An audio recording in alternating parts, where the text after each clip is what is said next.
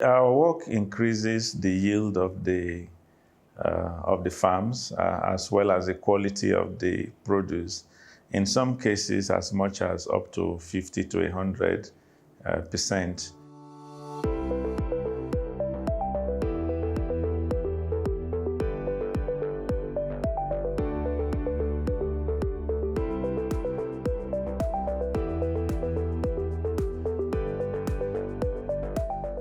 I would say access to water is number one. India, for instance, has about 52% of their farmlands under irrigation. Sub-Saharan Africa has 2%. And we all know that we have challenges of drought in some cases and floods in some cases. So dry season farming will greatly enhance productivity, both in terms of yield and in terms of the number of cycles that farmers can engage in farming. So that's one. And then, of course, access to high-yielding varieties, and critically as well, access to modern agronomic knowledge. And then we need access to high-quality seeds as well. The top food-producing countries in the world today are using genetically modified seeds for their production. This is something that we must, as a country, address. We must have access to the best quality seeds to help us with drought resistance, to help us with much higher yield than we currently have now. That's something we need to do if we will be food secure as a country. These, I would say, are the three key things that we need to improve on in Nigeria. We started as a commercial farm. We were given 2,000 hectares in Cross River State by the Cross River State government.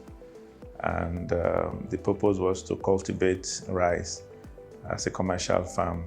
However, by the time we went to the village, we found that much of that land was already occupied. Some houses were already built, and in many of the places, the community members were already farming on the land. So we had still a little bit to work on, but with time we discovered that the best way for us to be effective at what we were doing was not to dispossess the owners of the land, the community people, and take over the land in the name of commercial agriculture, but was rather to provide them all the services that they needed and still be profitable in that process. So that's how we transitioned from being a commercial farm to a service provider for smallholder farmers.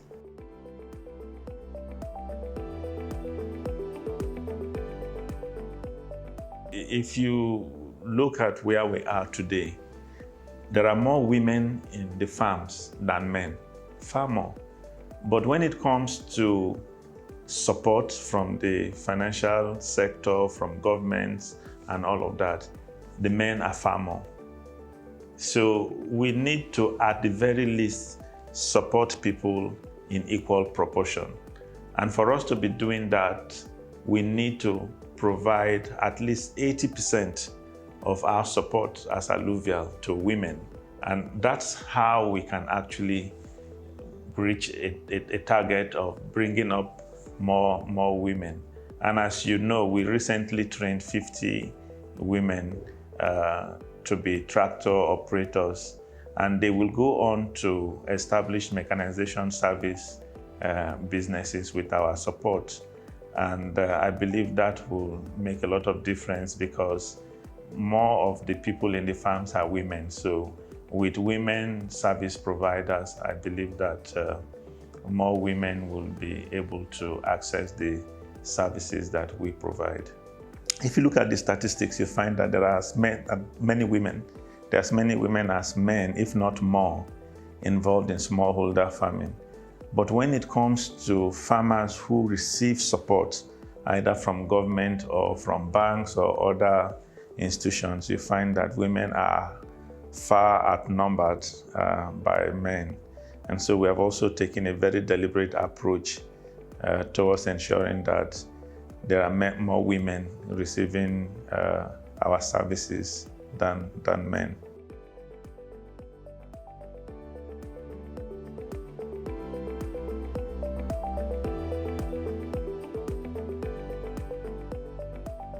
We did not have to convince them at all.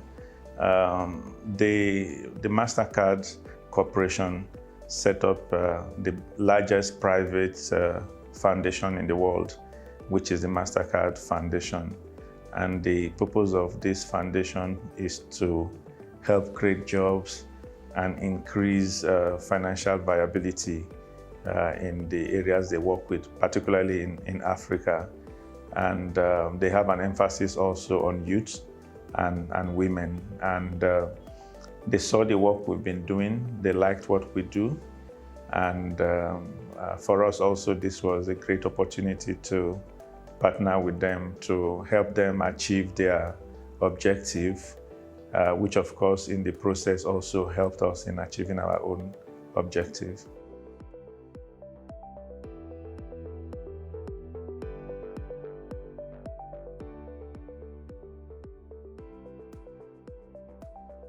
It has made all the difference in terms of our reach.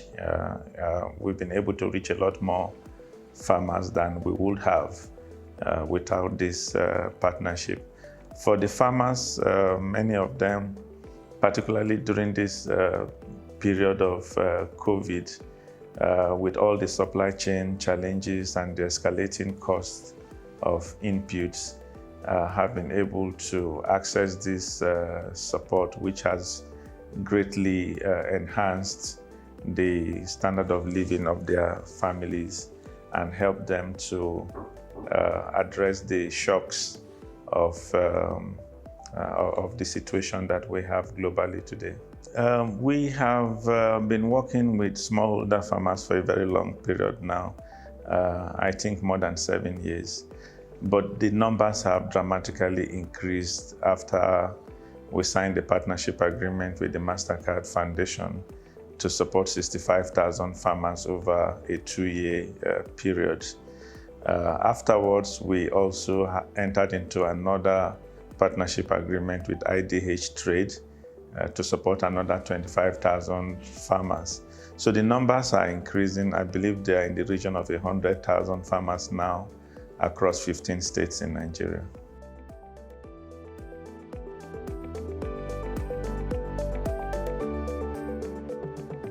We are currently operating in Plateau, Benue, Nasarawa, Bauchi State, Kaduna, Kano, I mentioned Kano already, Adamawa, Taraba, Cross River. I don't think we have a plan to expand across the country. As a matter of fact, we might even concentrate on fewer states, but do more in those states. And we plan collectively across the continent to reach 2 million farmers within the next 5 years. There's a lot of interest in what we are doing from global funds, but more importantly from local financial institutions in the different countries we are working in, including in Nigeria. There's a lot of interest from the financial institutions within Nigeria.